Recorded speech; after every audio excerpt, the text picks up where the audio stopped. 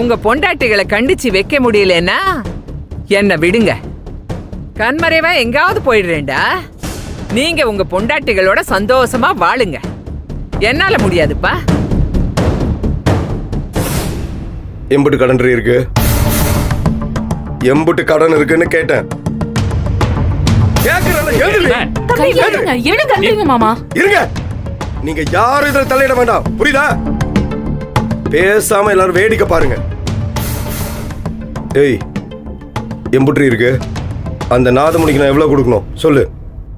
ஏய், கேட்டுக்கிட்டு இருக்க. 4,20,000 ரூபாய். ஏற்கனவே 80,000 ரூபாய் கட்டியாச்சு. தாரு, இனிமே நீ என்ன கேட்காம இந்த வீட்டு வாசப்படிய தாண்ட கூடாது, புரியுதா? உன் அம்மா சத்தா கூட என்ன கேட்டுதான் போகணும். கடைசியா எச்சரிக்கிறேன்.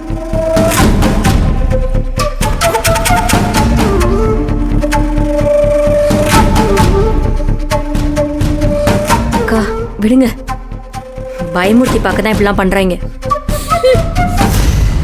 அம்மா அம்மா அம்மா சாரிம்மா. நீ என்னடா பண்ணுவ? நான் வேணும்னே பண்ணுவேம்மா. சாரிம்மா. போயிடுச்சு அம்மாவுக்கு. தப்பு இல்லப்பா, தப்பு இல்லையா? இதோட பத்திரமா பாத்துக்கிறேன் அம்மா, பண்ணிச்சு. அக்கா என்னக்கா? சாரிம்மா.